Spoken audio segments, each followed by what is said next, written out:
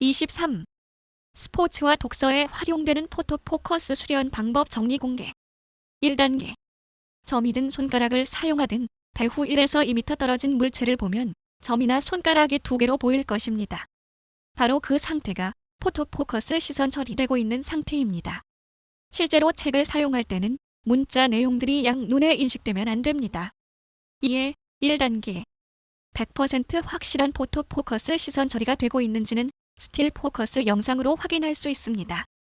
왼눈 오른눈으로 다른 이미지가 보인다면 원천적으로 포토포커스가 되고 있는 것이 아닙니다.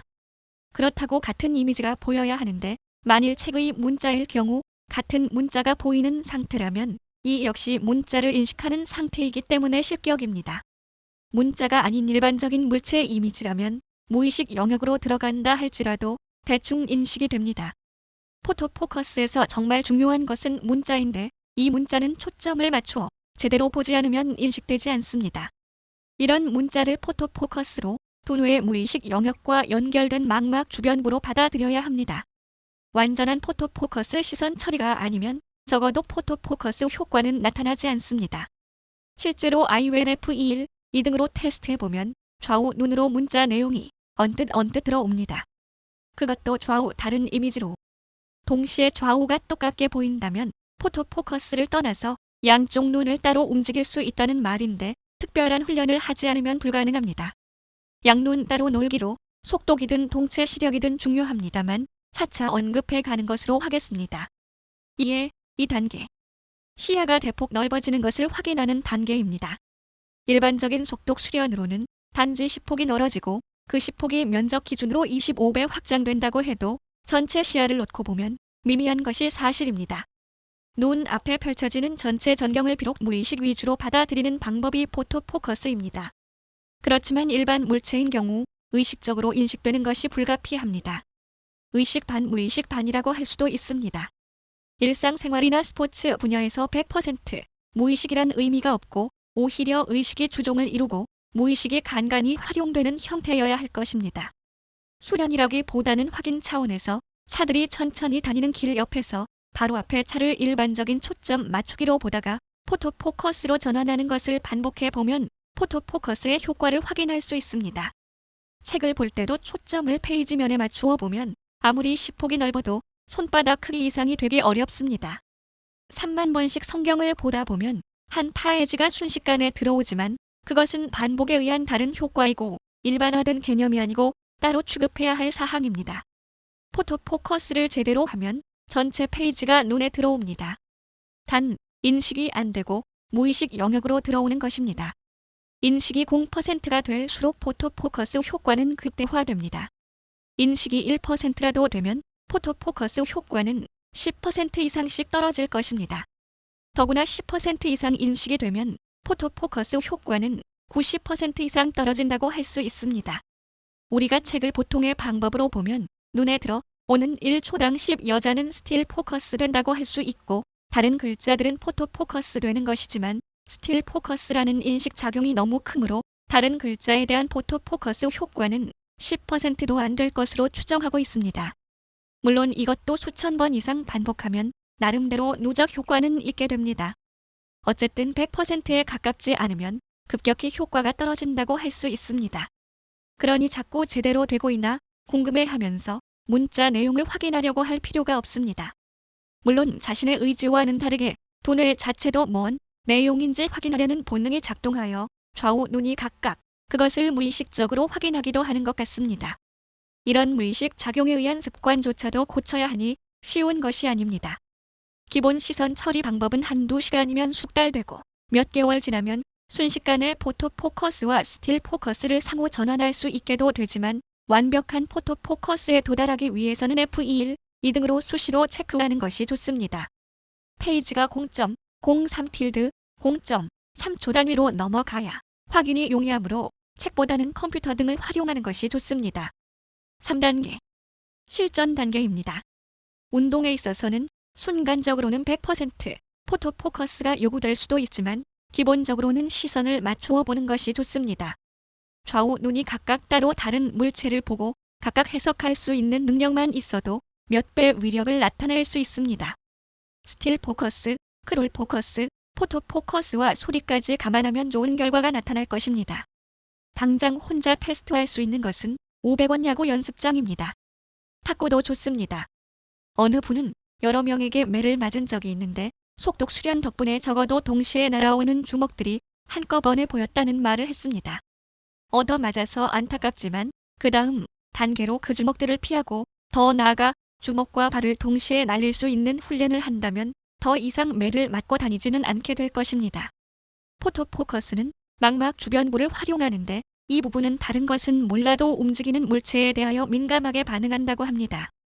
상대방의 손과 발의 움직임을 동시에 빨리 인지하려면 포토포커스 상태로 대비하고 있다가 움직임이 포착되는 순간 스틸 포커스로 돌아와 표적을 가격하는 방식으로 대응할 수 있는 순간 전환 수련을 많이 하는 것도 중요합니다.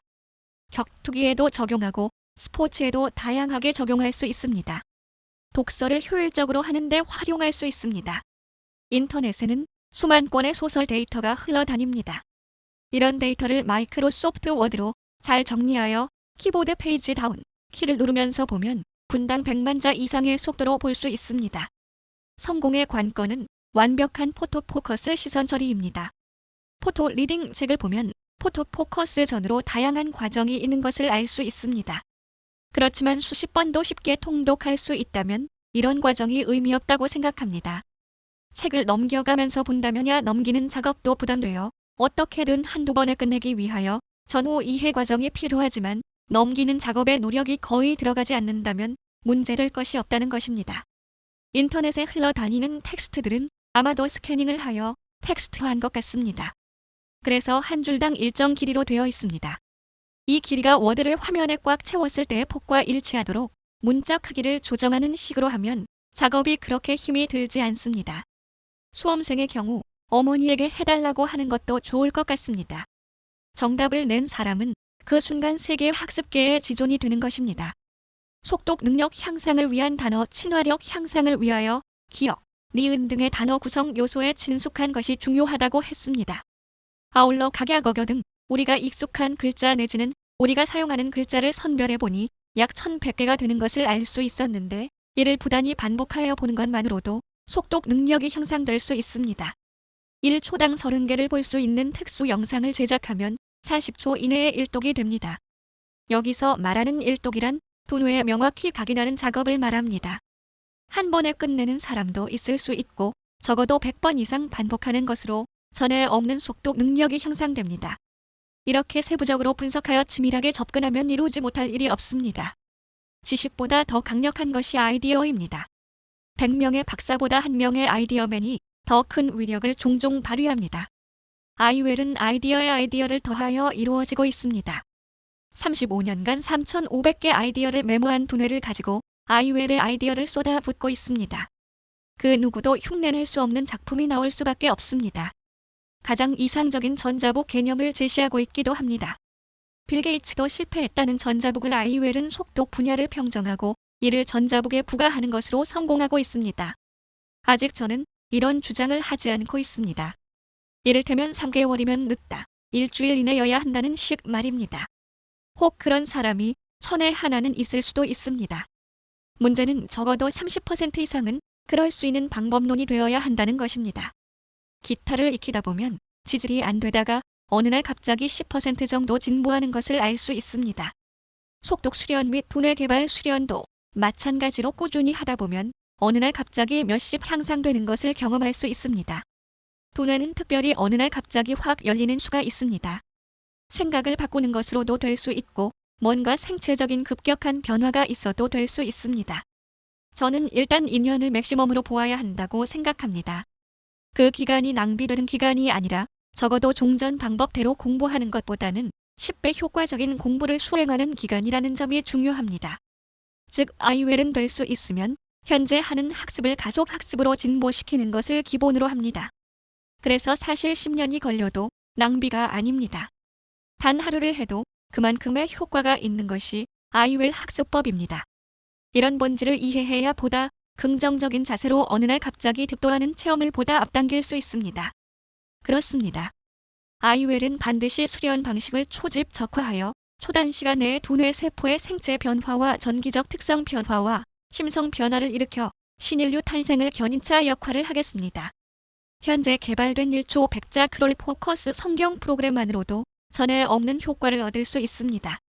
일단 개발된 이런 것으로 두뇌를 개발해가면서 더욱 강력한 미래를 도모하는 것이 현명합니다. 수천 명 이상이 투입되어 데이터를 쏟아내어야 정답 도출의 시기를 앞당길 수 있습니다. 정답을 낸 사람은 그 순간 세계 학습계의 지존이 되는 것입니다.